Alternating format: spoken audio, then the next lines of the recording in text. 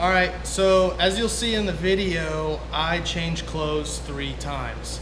Even though it's a super easy install putting a bash bar on the front of the S13, I was having a lot of camera issues.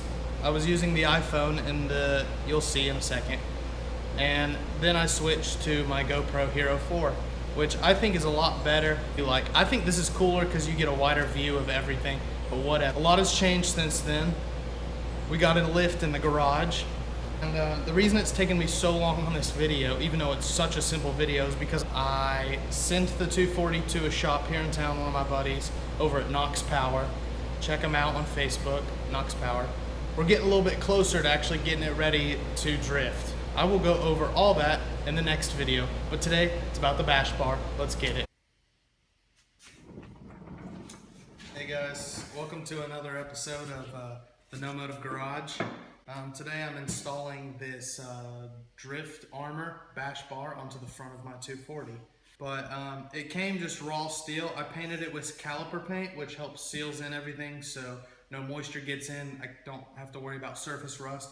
And I'm gonna go ahead and throw some paint on it today. I got the same color as my engine bay, and then I actually picked up this glitter paint, if you want to zoom in on that, Austin. I'm gonna try to make like a purple, a sparkly purple, but we'll see how it goes. I went ahead and got the heat gun and I heated up these cans. I feel like it paints easier when I do that.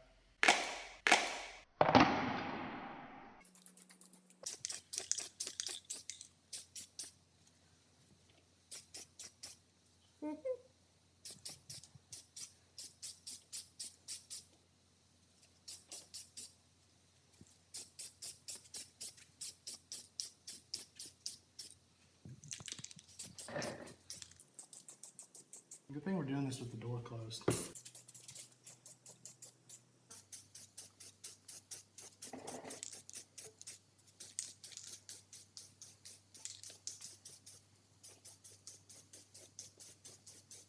So I'm going to do the light coat, and then I'm going to come back later and do another coat. So we waited about 5 to 10 minutes. Another good idea if you're painting is get you a good light, so you can go underneath it and look around and see all the paint in super detail, see if you missed any places. But I'm gonna go ahead and apply the second coat.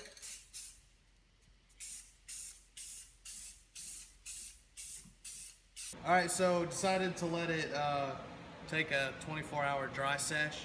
And now that it's dry, it turns out that the glitter paint is terrible. Get a close up here, and you can see how absolutely terrible. It's basically just white sparkled. So if you ever buy this paint, don't think it's glittery. It's not glitter paint. I'm gonna go ahead and put this on the car, so I'll meet you over there. All right, so basically, here's the front of the car, light, intercooler, you can see it all. And then right down here where the frame is, that's where this bracket's gonna be attaching. So there's an existing hole right there where the front bumper went originally. And then that goes in. I'm gonna be able to reuse that same hole, and I'm thinking I'm probably gonna have to drill another hole down here because the bracket has 2 holes on it. So I'm probably gonna have to re-drill another hole. Unfortunately, because these the pinch welds right here came undone from the factory. I've got Austin here, and he's gonna help me put it on. So we're gonna do that now. Alright, so we managed to get it in. We had to use this rubber mallet right here and hammer in Austin's side because of those pinch welds coming apart. Oops. Basically, head. Can't see that at all. I'm going to go ahead and screw that in.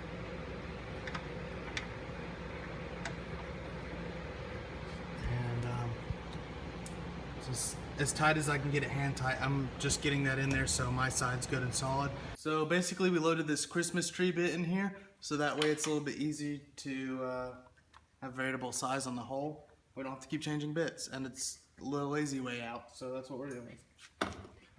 Put it in this bottom hole.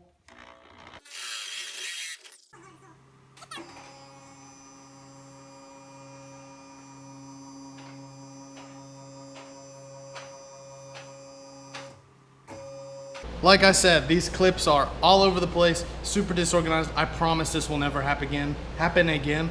but I really wanted to get this video out because I noticed nobody has like a full, really detailed install of the Drift Armor bash bar on their car. So I really wanted to do that for you guys. But if you come over here, camera person, got the light right here for you. That is the 14 millimeter, I believe it was, bolt that I was talking about originally. That hole's already in there, and the bolt's already in there from the previous bumper. Now if you go down to the bottom hole, right here, that's where we drilled the Christmas tree bit. And I just had a spare bolt and nut laying around, so I went ahead and put that through. Now you can see on the inside right here that there it is. The bolt was a little bit long, but you know what? I didn't feel like cutting it off and then filing down the end, so we're doing what we're doing. So basically you're just gonna be doing that on both sides. Now the cool part is that bottom hole not being drilled yet does give you a little bit of customization for what angle your bash bar wants to go at. I think mine slightly leans down. You can't really tell when the car's sitting on the ground, but when I look at my front bumper mount, it's slightly cockeyed. So I like it the way it looks. I think it looks perfect.